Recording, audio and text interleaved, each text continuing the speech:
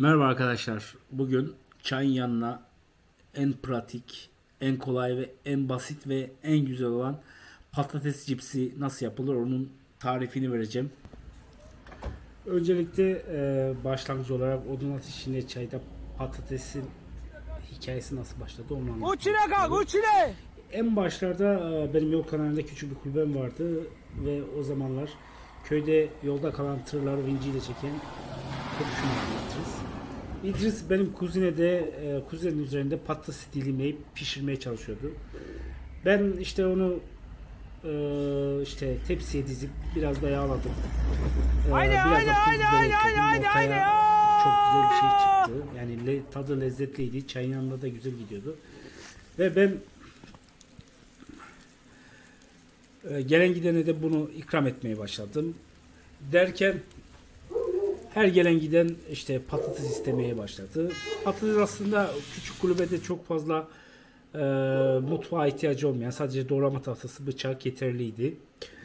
Ve bayağı da küçük kulübede gelen gidene yetebiliyordum. Ama çok kalabalık oluyordu. Bana yani yetmiyordu kulübe. Çünkü patatesle çayla birlikte işte biraz zor oluyordu.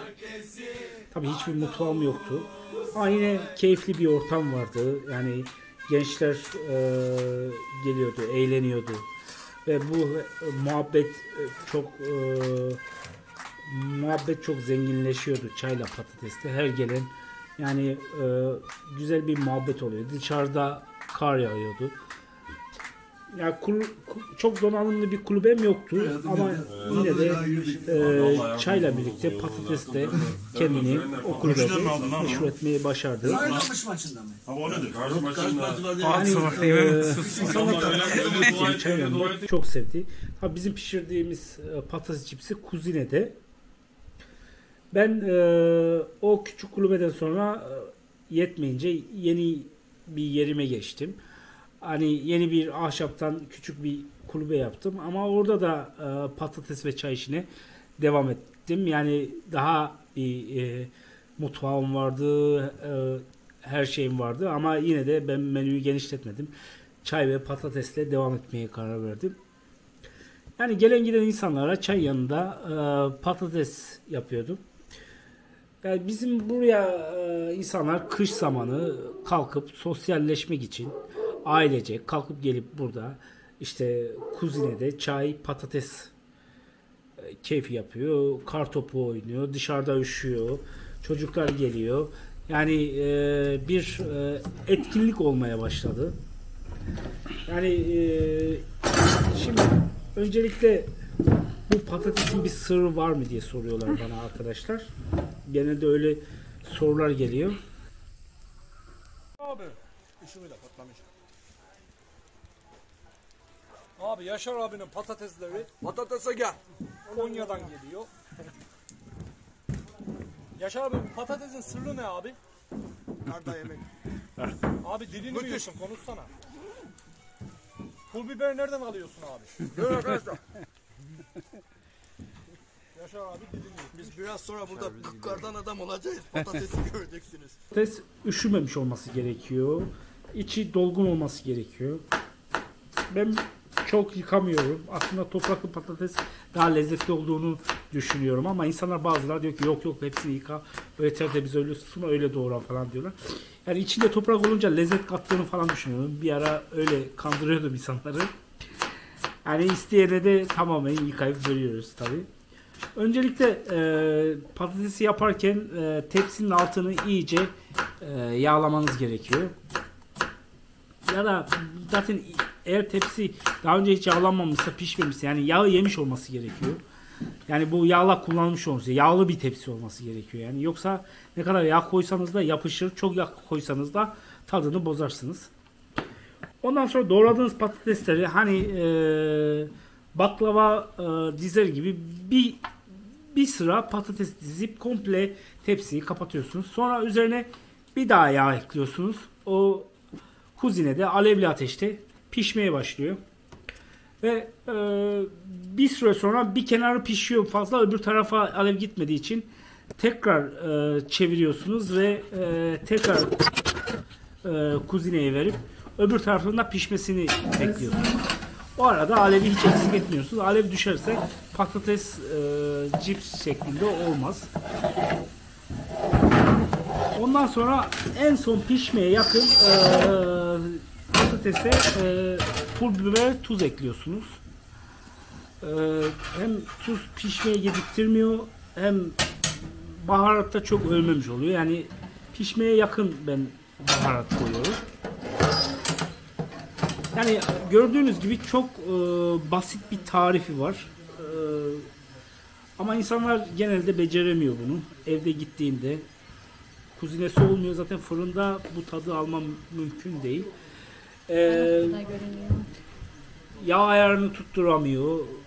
Çok yağlı olunca da kötü, az yağlı olunca yapışıyor. Baharatını yine tutturuyordu. Bu sefer tek başına olduğu için de lezzetli olmayabiliyor. Çünkü çoğu yemek ne kadar kalabalıksa o kadar lezzetli olduğunu düşünüyor. Yani insanlar patates yemeye geldiğinde kalabalık geliyor. Çay içmeye geldiğinde de kalabalık geliyor. Bunlar zaten ekstra, aslında sır dedikleri, lezzetlendiriyor. Yani ben bir günde bir çuval patatesi bitirdim biliyorum. Gündüz 11'de başlıyorum. Akşam 12, 1, 2'ye kadar insanlar çay patates yani. Yani çok, gecenin 12.30'da birinde arayıp abi bize çay patates yapar mısın diyenler var. Yani normalde o saatlerde hastanenin acili aranır, çay patates çağıramaz ama yani gecenin o saatinde arayan insanlar var, gelip ondan sonra 3-4 tepsi patates yiyip gidebilen insanlar vardı. Bayağı da bir uzaktan geliyorlardı ama insanlar herhalde gecenin o saati, yani yine de muhabbet ve sosyalleşmek istedikleri saatler olabiliyor. Ben de akşama kadar işte dediğiniz gibi çay patates benim için çok yaptığım için ve iyi bildiğim için, çok da zorlanmadığım için oluyor ama bazen elim ayağım kopuyor. Yani inanılmaz yorgun oluyorum o kalabalık günlerden sonra.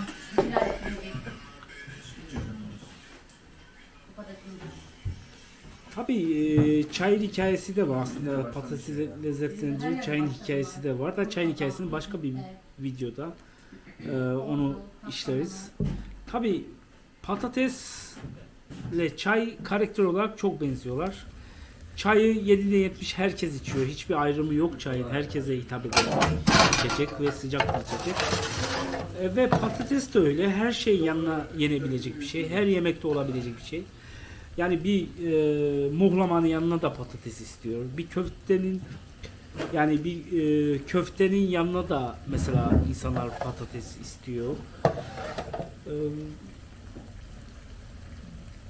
Yani her şeyde patates var ve küçüğünden büyüğüne kadar her yerde de patates yani yenebilir. Her saat yenebilir, dediğim gibi geniş bir menü. Mesela kestane zamanı oluyor burada. Kestanenin yanına yine patates istiyorlar. Yani bir şey yiyecekler, yanına patates. Çay içecek, yanına patates. Derken yani patatesin çok çeşitliliği var. Bazen artık çok yorgun olduğumu dediğim zamanlarda işte gelenlere patatesi doğrattırıyorum. Daha tecrübeli olanlar var mesela. Bir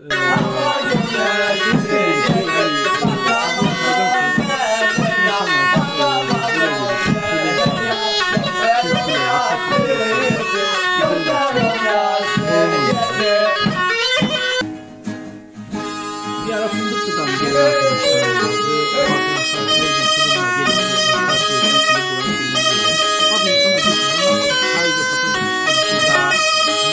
Falan filan diye düşünüyor ama hayır diyorum, sadece çay patates.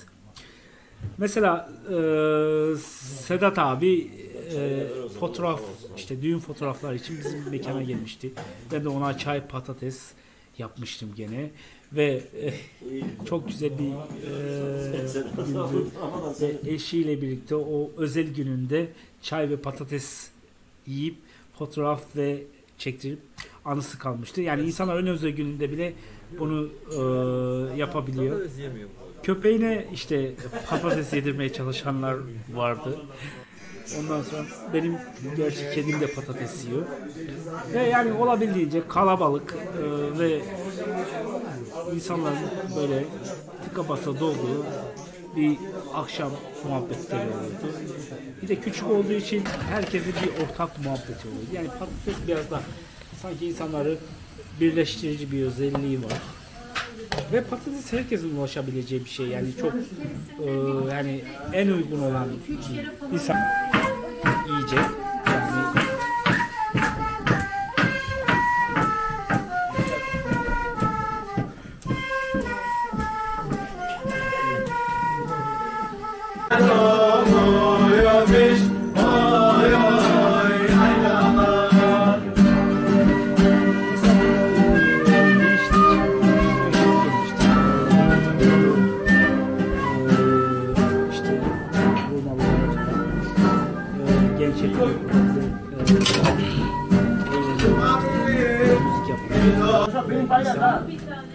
Yani mekanda olan insanlar da çok hoşuna gitmişti.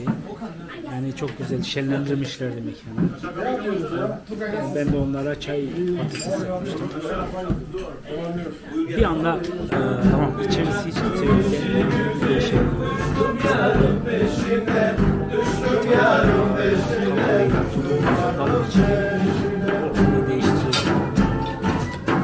Bazen yer yetmiyor. Osman'ın kenarında